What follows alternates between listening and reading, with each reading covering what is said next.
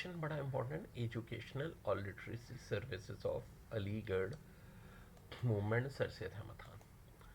Sir Syed Ahmad Khan 1817 में दिल्ली में पैदा हुए। अर्ली एजुकेशन हासिल की उन्होंने और उसके बाद ईस्ट इंडिया कंपनी 1835 में एज ए सर्फ किलर ज्वाइन की कोर्ट ऑफ लॉ में। 1846 में वो चीफ जज बने। वॉर ऑफ इंडिपेंडेंस जब हुई 1857 में तो बजनौर में थे। वहाँ उन्होंने बहुत सारे ब्रिटिश वुमेन और चिल्ड्रन को प्रोटेक्ट किया, अपने आप को ज़िंदगी में ख़तरे में डाल के, जिसकी वजह से उनको गवर्नर के अहदे की पेशकश हुई। लेकिन सर सैयद अहमद खान ने मना कर दिया, बहुत बड़ी बात है, गवर्नर का अहदा तो यहाँ से बादशाहत वाला अहदा होता था।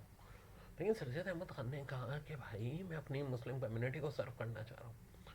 तो 1876 में उन्होंने जॉब से रिटायरमेंट ले ली और मुस्लिम्स के लिए वर्क किया। अब देखो यार, एक बात सुनो, बहुत बड़ा काम है।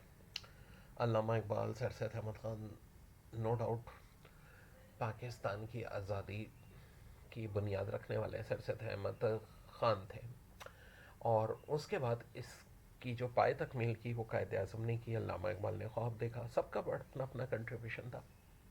मौलाना मोहम्मद अली जौहर का तहरीक खिलाफत का।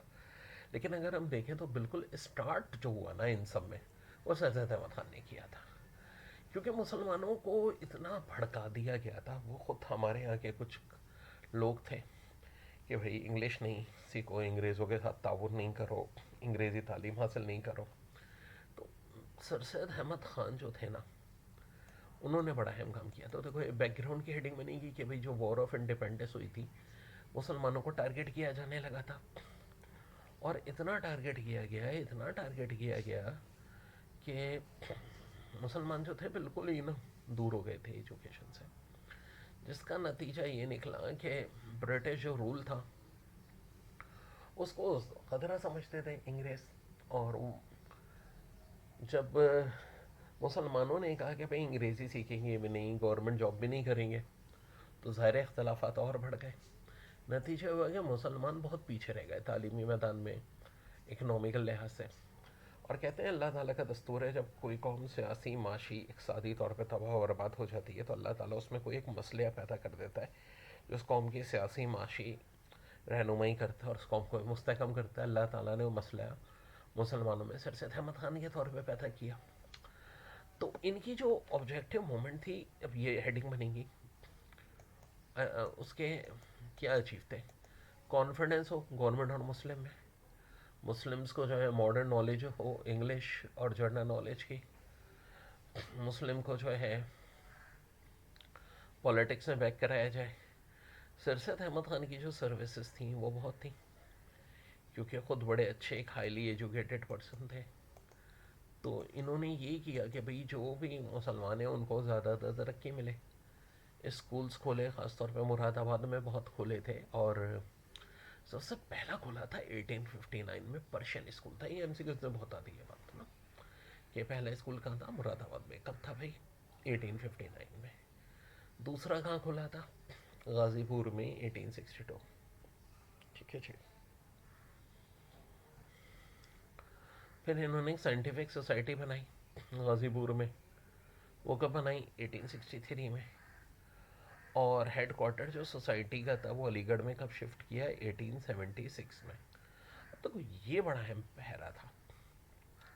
इस ज़माने में वो चाहते थे कि भाई मुसलमान आला तालीम हासिल करें। तो उर्दू में तो कोई ज़्यादा ना इतनी किताबें नहीं थी, तो इंग्लिश से दूसरी ज़ुबानों से ट्रांसलेशन करवानी शुरू की उन्होंने उर्दू में, उन लैंग्वेजेस की, ताकि मुसलमानों को ज़्यादा से ज़्यादा फ़ायदा पहुँचे। और पहुँचा, नो डाउट पहुँचा। और भाई किसकी वजह से पहुँचा यार, only and only sir Syed Ahmad Khan.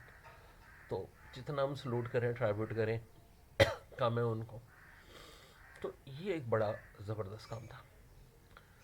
फिर ये जो मुस्लिम एंग्लो ओरिएंटेटेड स्कूल अलीगढ़ था, ये 1875 में स्कूल बना, 1877 में कॉलेज और 1920 में यूनिवर्सिटी बनी। और ये जो सर सैयद यूनिवर्सिटी है, ये basically Aligarh old boys students association वालों ने ही बनाई हुई है, ठीक है ना।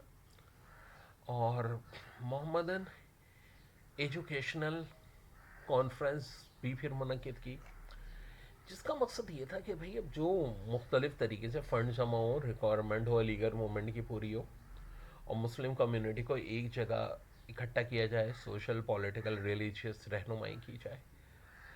और लग रहा था कि भाई अब जो चूँकि कांग्रेस बन गई थी 1885 में एक पॉलिटिकल पार्टी, कि मुसलमान इलेक्शन में देखो कैसे हिस्सा लेते हैं। अगर बाइकआउट कर देते कि भाई ना इंग्लिश सीखनी है, ना जॉब करनी है, ना इलेक्शन में हिस्सा लेनी है, तो कैसे तरक्की करते हैं।